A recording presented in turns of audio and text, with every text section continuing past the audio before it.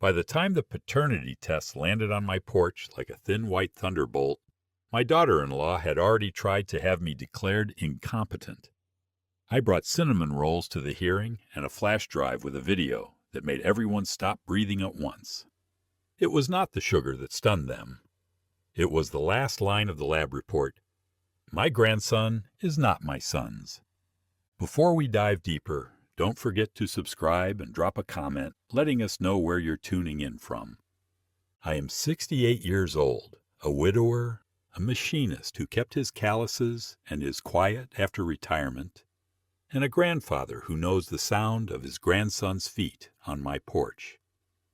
Ben thumps 3-2 pause, 3-2 pause, an odd little rhythm that made his grandmother laugh every time. My wife Nora died 2 years ago. She left me a house that smells like coffee and sawdust, a lakeside cabin that we built 20 summers ago, and a family that looks fine in photographs. My son Mark married Cassie 7 years back. She arrived with an armful of bouquets and a smile that came with an invoice. The first time she visited, she turned a photo of Nora and me face down, as if dusting under it. I turned it back up. She turned it down again. Like glare, she said, and smiled. She was always so polite she could bruise you with manners. I knew it would be a long road when she insisted on making the charts. There were charts for holidays, charts for bedtimes, charts for who checks homework, charts for how my house ought to be arranged, because Ben was accident-prone. He was 4 at the time. He was not accident-prone. He was boy-prone, a magnet for mud and laughter. Cassie removed my toolbox from the laundry room because metal smells loud, and once, while Mark was working late, she put a hand on my elbow and said lightly, "You know, if Ben is going to be over here so much, you really should consider liquidating the cabin. That's a long drive. He could fall off the dock." "Or he could learn to swim," I said. "Some children have thin bones," she said, as if that were a fact, and looked at the photo of Nora smiling from the rowboat. We survived the first few years on polite skirmishes. I made more than one adjustment for the sake of peace. I installed cabinet locks I did not want. I put bumpers on tables I had sanded smooth myself. I bought a second set of bowls because the first set clinked too loudly. I told myself a family is not a stack of plates, but a nest that needs constant rebuilding. I did not tell myself that some birds build inside other birds' nests and push the hatchlings out. The first open shot came last spring. I found out when a man in a short-sleeved shirt knocked on my door with a clipboard and the kind of smile you only see at yard sales and foreclosures. "You signing over the lakeside property today?" he asked, as if he were asking if I needed extra pens. "Notary's here." "No," I said slowly, as if I were speaking to an animal that had wandered into my house. "No one is signing anything." The man checked his sheet. "Says here, quitclaim deed, Lake Shepherd parcel 82, owner Mr. Harold Miller. That you?" "That is me," I said, "and I am not quitting anything." He shrugged. "Listen, I just go where I'm sent. Lady told me there might be confusion because you're, older." It took 22 minutes of phone calls to find out who the lady was. It was Cassie. She did not answer my call, not the first time and not the second. But on the third ring of the third try, she picked up with the light, breathy tone she used on receptionists. "Oh, Harold, there was a mix-up. I am so sorry. Something about initiating a preliminary title search. You know how these things go." "I do not," I said, "and you are going to explain it to me as if I were 40 and furious." There was a pause. "You do not need the cabin," she said. "We need a yard. The boys do not need 40 minutes in the car every time their father wants to fish." "The boys," I repeated. My grandson was one child, but Cassie talked in plurals, like a queen. "Ben and the siblings he will have," she said. Look, I am trying to be practical. You have a lot on your plate. Mark and I can manage the sale. You get the proceeds. We make sure you are comfortable. Do not use that word with me, I said. Comfortable is a sofa word. The cabin is my wife's laugh and my old dog's paw prints and my grandson's summer. It is not a sofa. She exhaled. We will talk later. We did, but not the way she wanted. A week later, a packet arrived with a copy of an application for an emergency guardianship. Attached were descriptions of my episodes. It said I forgot the oven on, that I wandered into the backyard at night with no shoes, that I called Ben by my dead dog's name. It included a statement on behalf of my husband that made my son sound like a ventriloquist's doll. He had signed at the bottom. I went out to the garage and stood next to my drill press because the sound in my ears felt like drilling, and because I was not going to cry in the kitchen where Nora used to sing to the coffee pot. I was not perfect. Once, in grief, I had actually left the oven on. Nora's red sweater hangs behind my closet door because the house still feels cold, even in August. And sometimes, at 3 a.m, I walked out and stood barefoot on the deck and listened to the highway and counted cars. Because counting something was better than counting memories. But I had never called my grandson by my dog's name. I had never wandered off, and I had never forgotten who built that cabin with me. I called Mark and went to voicemail. I called again and again. He texted, "Busy, we can talk later." He had the decency to spell out later. Cassie texted from her number and said, "We will petition for what is best. You can thank me when you are safe." Safe. As if safety is a place you can be locked into like a cage. As if she were the zookeeper. I brought the packet to the only person who has never spoken to me like I am breakable, my daughter Emma. She is 41 and wears her hair in a braid down her back, a rope she can hold when she wants to pull hard on something. "They are trying to take your life while you are still living it," she said after reading. She did not cry. She got a legal pad. "What do you want to do?" she asked. "Stop them," I said, "with a clear mind and a steady hand."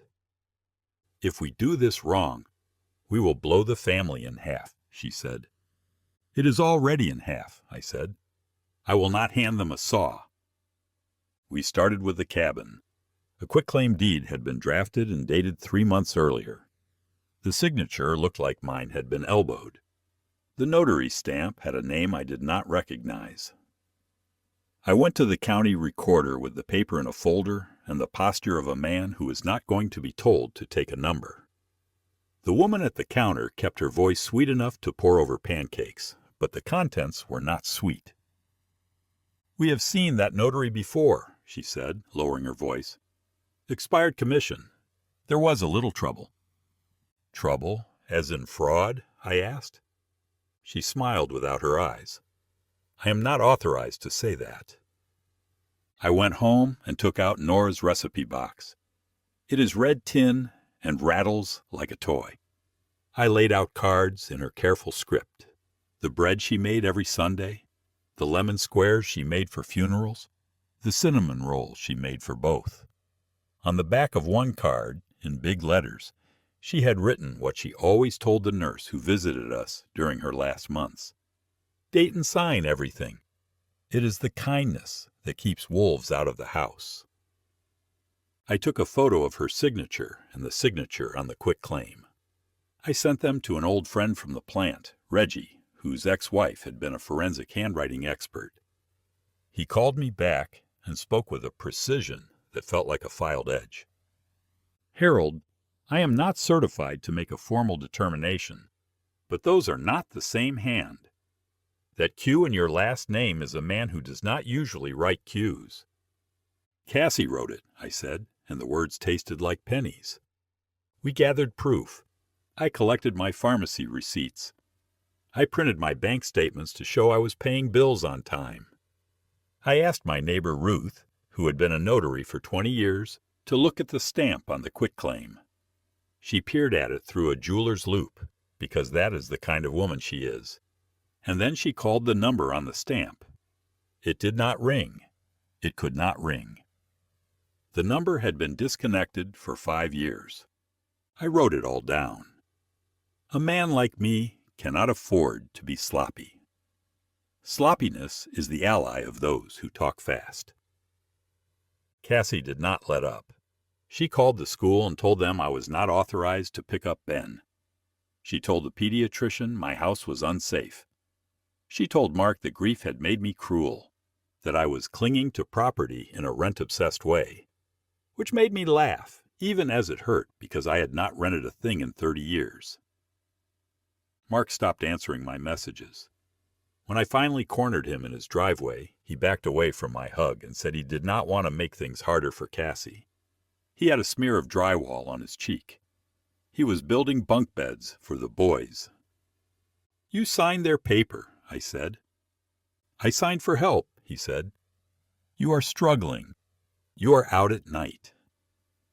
"I stand on my deck and count cars because it helps me think," I said. "If that frightens her, she should close her blinds." "Dad," he said, and rubbed the smear into his beard as if he could rub away the conversation. "This is not about the cabin. It is about how you are. She is worried." "Worried people do not forge documents," I said. He flinched. "You do not have proof of that." "I will," I said. I truly did not expect the proof I found next. Ben came home from school with a folded letter and the big eyes he uses for serious matters. It was for a family heritage night in November. Each child was to bring a story, a recipe, or a family tree. Some families, the letter said, like to use home ancestry kits to make it fun. A note underlined, "Results are for learning and are not intended for medical or legal use." Emma and I read it at the table and laughed until we did not. "Do not," Emma said, but her eyes were already burning with an idea. "Do not, Dad." "I am not going to stick a swab in a boy's mouth without permission," I said. "But I am going to call Mark and ask if we can do it together. For learning." I called. He was hesitant. Cassie was exuberant. "What a darling idea," she said. "Ben will love it." She bought the kit. She insisted on administering it, on sealing the little plastic tube with her careful fingers. She even took a photo, which she posted to prove how darling she was. The result arrived 3 weeks later. I had set up text alerts for the tracking number because I am old in bones, but not in the ways that matter. The package landed on my porch with a soft thud, early, before the postal service should have been there. I opened the door and found a box that was not sealed in the way it should have been sealed. The inner flap had a crease where a careful person with small hands had lifted, peeped, pressed it back down. Emma watched me watch the box. "If you open that right now, without Mark, it will be a war," she said. "There is already a war," I said. "We are just pretending it is a parade." We waited. We set the box on the mantel, like a holiday decoration. It pulled at my eyes every time I walked past. We gathered on a Sunday after church. Mark drank coffee as if it were a duty. Cassie smiled like a cruise director. Ben swung his legs from the chair and hummed. I read the lab report with hands that betrayed me. I read it again. Then I looked at my son, grown and tired, and at Cassie, whose eyebrows were drawn like careful commas. A man knows his house. He knows which windows stick. He knows which stair creaks. In the map of my family, the lines had always been straight. Now they bent. "Is it bad?" Ben asked, the way children ask when adults are quiet. "It is not bad at all," I lied. "It just means we have a lot of stories. Sometimes families have complicated maps." Cassie tried to take the paper from my hand. I let her. She looked. Something in her posture changed. as if a string had been cut. "I need to make a call," she said, and left the room. Mark did not follow her right away. He looked at me, then at the hall, then at the paper in her hand. "Dad?" "It says what it says," I said. "It is not a judgment. It is a fact." He rubbed his face with both hands and left. I heard them whispering, a hiss that moved like a leak through a wall. Ben leaned against me and made a little sound that sounded like the ocean in a shell. He did not know what was happening, and I was grateful for that. Children do not need to know everything to feel its weight. I did not say anything to anyone that day. I did not have to. A paternity test is a stone you toss into a pond. The waves move outward on their own. 2 days later, Cassie filed an emergency motion to freeze my accounts. In her affidavit, she said I was planning to flee with the child. She attached a photo of the cabin and called it a wilderness compound. If I had not been so angry, I would have admired the audacity. I called a lawyer. His name was Stephen, and he had a face like a gavel. Blunt, heavy, impossible to argue with.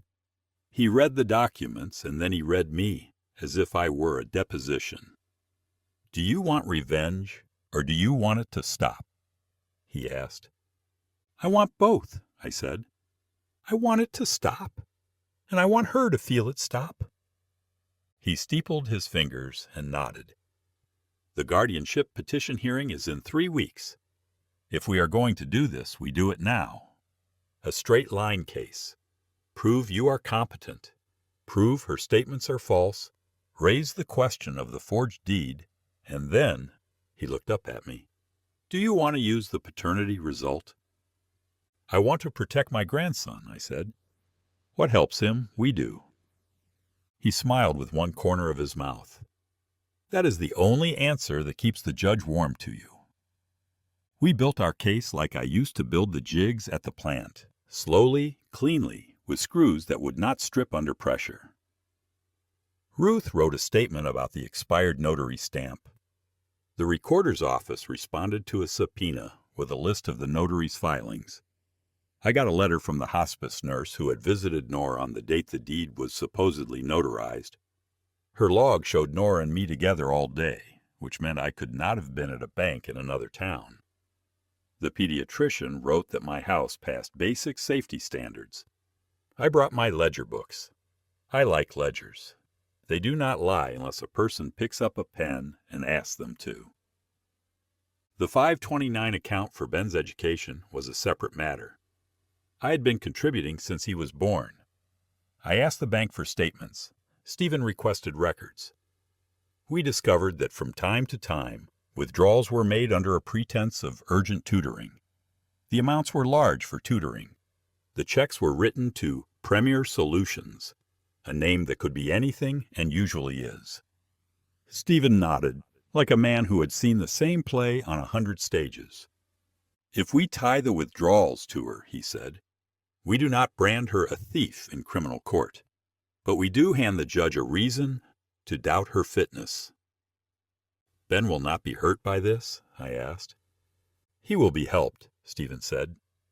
"His future will be protected." What I did next was small and cruel and necessary. I invited them to dinner. I made Nora cinnamon rolls because sugar is a truth serum for some people. I moved 2 items onto the table: my late wife's recipe card, which had her name in the loops I know by heart, and a manila folder with a white label that said in my handwriting, "Ben's future." I put my phone on the buffet and pressed record, because where I live, in our state, if you are part of a conversation, you can record it without announcing it. I was not trying to be a hero. I was trying to be precise. Cassie arrived with a bouquet. She always arrives with something that proves she thought of you. She sat. She praised the rolls. She pushed Ben's hair off his forehead and told him the icing tasted like clouds, which is a ridiculous thing to say. But it sounded good, and he glowed from it. "Before we eat," I said, "a few things." She held her fork like a conductor's baton, poised to summon music. I slid the recipe card toward her. She glanced at it, confused. "Cinnamon rolls," she said. "That is my wife's writing," I said. "That is her name. And this—" I pulled out the copy of the quitclaim and smoothed it with the flat of my palm. "Is someone else trying to be me? I am not a handwriting expert, but I am an expert in being myself." She looked at the deed without blinking. It was a thing to admire, her stillness. "I had nothing to do with that," she said. "And yet," I said, "the notary is expired, the commission number does not match the stamp, and the date places me at a bank I did not step into, because I was changing my wife's oxygen tank." Her mouth opened, closed. She reached for water. Her hand trembled. She put the glass down with more precision than necessary. "And this," I said, tapping the folder that said Ben's Future, "is a record of the account I set up so he could be anything he wants to be. Pilfered at intervals by a company that has no website, no address." She smiled again. It was brittle this time. "You do not understand how the world works. We had expenses. It is all within the law." "I have been around long enough to know that people say the law is a shelter when they are afraid of the weather," I said. Mark pushed back his chair. "We should go." "Wait," I said. "One more thing. We received a lab report. I'm not going to wave it around here. I'm not going to make a child's dessert into a courtroom. But we all know what it says." Cassie stared at the table. Her fork lay next to the roll like a weapon abandoned on a battlefield. "Ben," I said, leaning down to meet his eyes, "you are loved. You are going to be loved every day of your life. That is what matters. That is the only thing that matters at this table." When they left, Cassie forgot her leather binder. I could say she forgot it because she was rattled, but the truth is she did not forget it. She left it. People like her leave objects as bait to see what you will do with them. I put the binder in my safe without opening it. Later, I gave it to Stephen, who opened it with a brutal delicacy that told me he suspected it was a bomb. Inside were copies of the same documents we had already found, and 2 more. Templates for a power of attorney and a list of talking points about my alleged decline. One point said, "Repeat. He got lost driving to the dentist. Remind Mark about the dark place he was in after Mom died." People often think the opposite of love is hate. It is not. It is calculation. On the day of the hearing, I wore the suit I wore to Nora's funeral, and I put her recipe card in my inside pocket. If I had to speak in a room that made everyone feel like a defendant, I wanted Nora's looped letters next to my heart. The judge was a small woman with eyes that measured people like lumber, length, straightness, hidden knots. Cassie spoke first. She was magnificent. She cried without smudging mascara. She painted me as tragic and dangerous. There was no malice in her voice, only worry. She described the oven incident in a tone that was prayerful. She talked about my night wanderings with a kind of trembling that could make any listener want to put a blanket around her. When it was my turn, I spoke like a machinist, clean, slow, by the numbers. Stephen entered the hospice record, the bank statements, the notary explanation, Ruth's declaration. He asked me to describe my days. I described them without drama, because truth does not need adjectives. When he asked me why the cabin mattered, I did not talk about sunsets or precious memories. I talked about sanding the porch stairs with Ben until our arms ached, about teaching him to set a hook with a patient snap of the wrist, about how the practice of carrying a log with another person makes both people stronger. Then Stephen called Mark. My son looked older than me when he swore to tell the truth. He stared at the table. He answered Stephen's questions with one-word drops of water until Stephen asked him if he had signed the quitclaim deed. "No," he said, finally looking up. I did not. I did not even know it existed. Did you authorize your wife to initiate a guardianship proceeding? Stephen asked. Mark swallowed. I signed the paper she gave me. I did not read all of it. Stephen nodded slowly. Did you know about the withdrawals from the education account? No. Did you know about the result of the ancestry kit? Mark froze. That is what human beings do when the spear has gone through, and they are waiting to decide whether or not they are going to fall. He glanced at Cassie. She shook her head so slightly it could have been a twitch. Yes, he whispered. Would you like to speak about it? Stephen asked. No, Mark said. I would not. He looked at me then, as if I were a lighthouse in fog. I am sorry, Dad. Cassie's lawyer objected. Of course. He said we were throwing unrelated details into the stew. The judge overruled him once and sustained him once, which is how a fair judge keeps everyone honest. Then Stephen asked permission to play a short recording from my dining room. The judge raised an eyebrow, checked the state wiretap statute, and nodded. The recording was not salacious. No shouting, no confession. Just a voice, Cassie's, saying clear as a bell. You do not understand how the world works. We had expenses. It is all within the law. It is not a crime to say that. It is a revelation. The judge denied the emergency guardianship. She vacated the temporary freeze on my accounts. She referred the quitclaim to the district attorney for review and the education withdrawals to the family division. She ordered a cooling-off period during which Cassie could not interfere with my access to Ben. She looked at me like a mother looks at a son who surprised her and said, Mr. Miller, would you consider a psychological evaluation to put this to bed for good? I will take any test you like, I said. Do you want me to recite the serial numbers of the bolts in my garage? Because I can. She smiled, which I imagine she does not do often on that bench. No bolts today. But yes, an evaluation. We will reconvene after. I took the test. I passed it. It is not a hero's tale, a man passing a test administered by a person with a clipboard. It is boring and necessary, which is what a lot of victories look like in real time. The aftermath moved like winter, slow, then fast. The district attorney did not charge her with forgery for the quitclaim. There was room for deniability. But the family court ordered an accounting for the education account and a restitution plan. Cassie agreed to repay the withdrawals over 5 years, which meant she had to sell her car that had a name. The guardianship petition was dismissed with prejudice, which is a phrase that means, do not try this again. In our house, the truth we did not say out loud sat with us at dinner. Mark slept on my couch for a week. He made pancakes in the morning and burned the first batch because he was not thinking about the pan. Then he moved back to their house because he is a man who believes in taking responsibility for the things he started.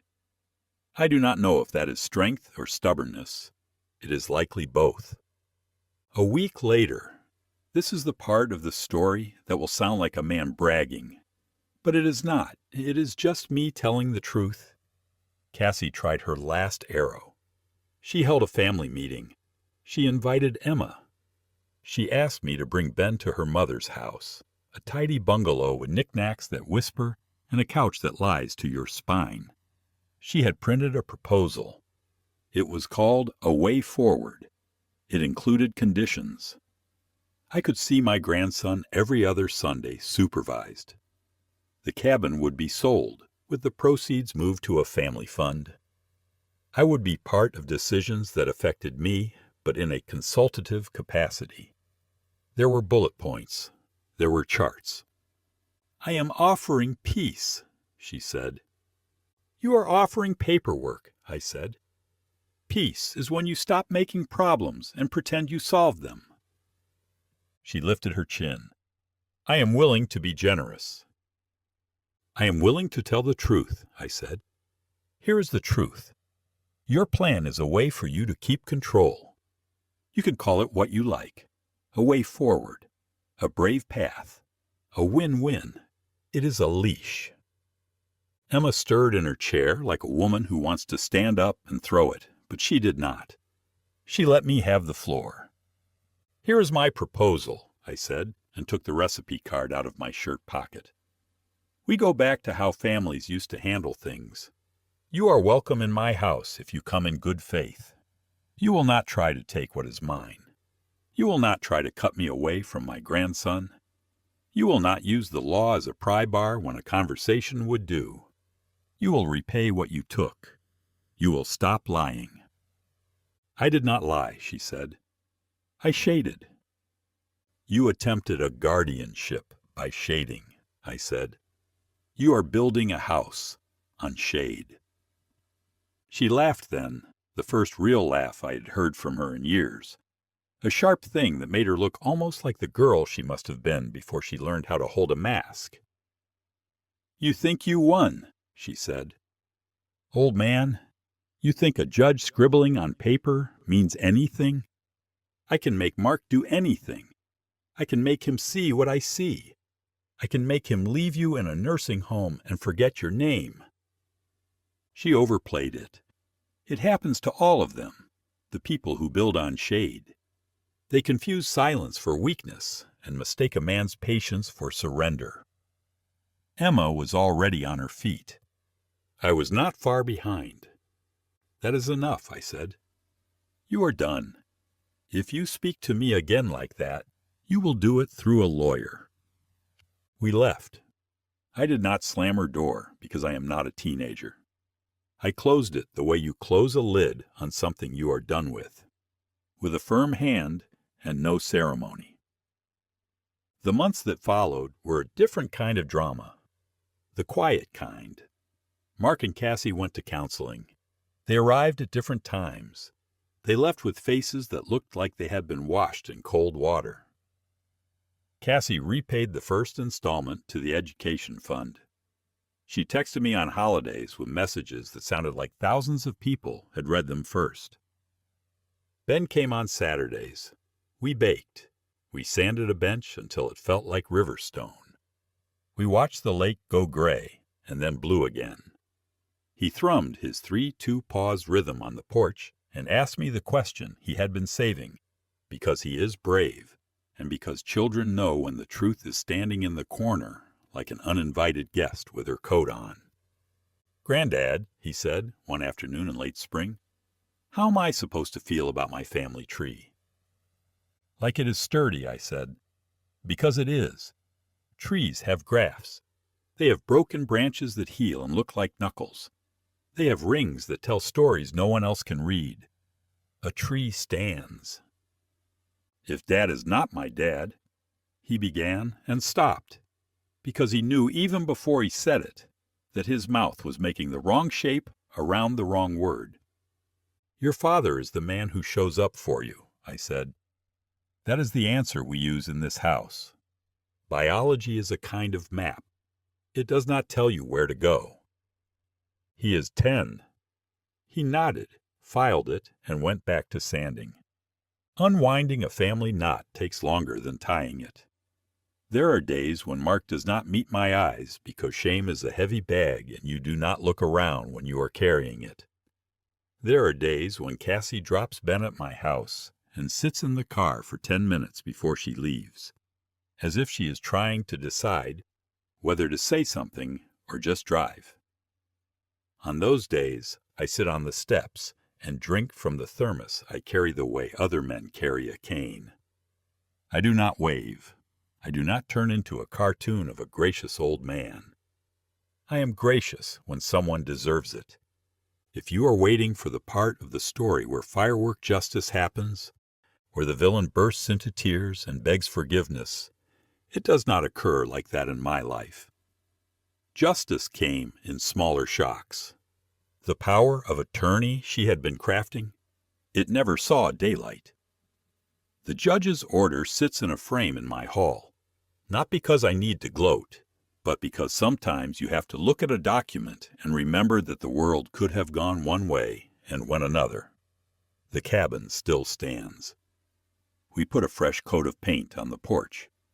The quitclaim deed is in a file marked attempts. There was one last thing, and it was cruel in a way that made me pray that if I was wrong, someone would tell me quickly so I could undo it. Cassie's mother passed away in July. The bungalow went on the market. It did not sell for months. A winter storm knocked shingles loose.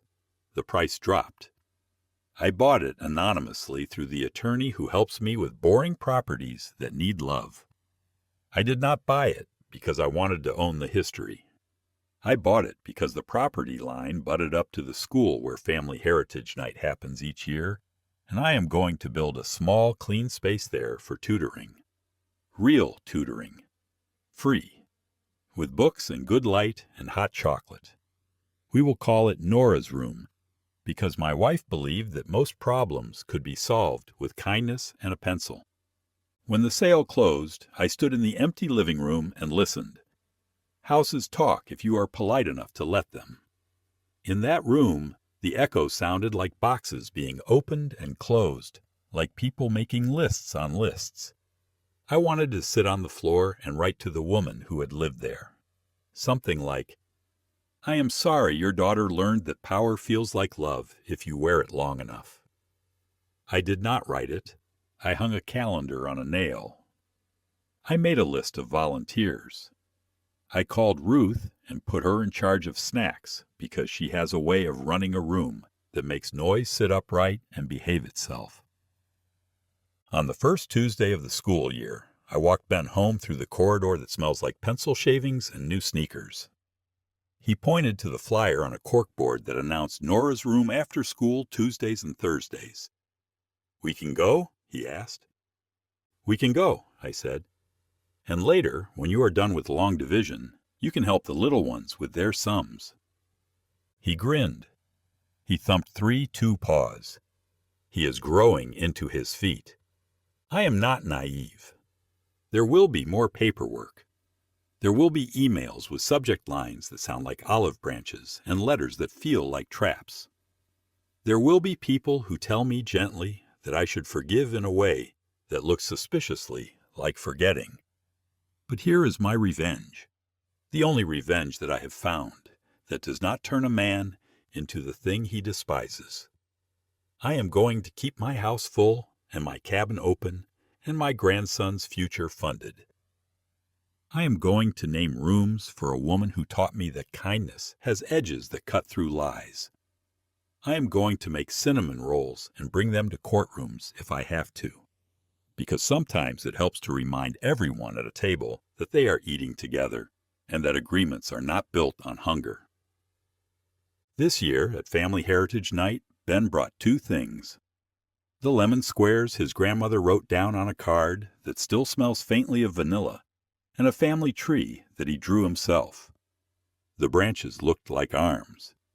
He wrote my name at the top and marks beside it, and a blank space where, when he is older and if he wants, he can write another name.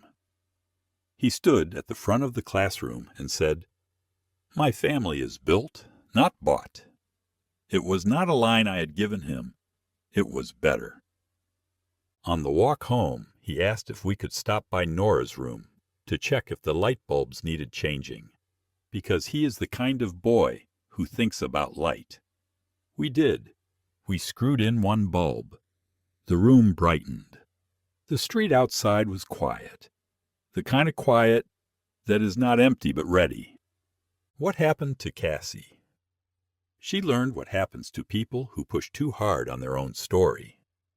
She lost friends who were really mirrors. She sold the car that had a name. She attends school events with her shoulders high. She has not apologized. She will not. Maybe one day she will teach her own class on how to stand on a stage and make your hands look empty even when they are full. Maybe she will learn something true and small and tender at 2 a.m. when no one is watching and she cannot turn what she learns into a chart. That is not my business. My business is my house, my bench, my boy, My lake. Late in October, I sat on the cabin steps with a mug that had seen better days and watched Ben and Emma paint the porch rails. The air smelled like leaves learning how to become earth. A pair of geese sketched their way across the dusk. I took out Nora's recipe card and read the loops again, not because I needed to, but because I wanted to. Date and sign everything, she wrote. The kindness that keeps wolves out of the house. We are not done. Families are never done. But inside this house, right now, there is the warm, stubborn quiet of people who know their names and know the names by which they are loved. And in the drawer where I keep the deeds and the ledgers, there is a file labeled Attempts, and beside it, one labeled Wins.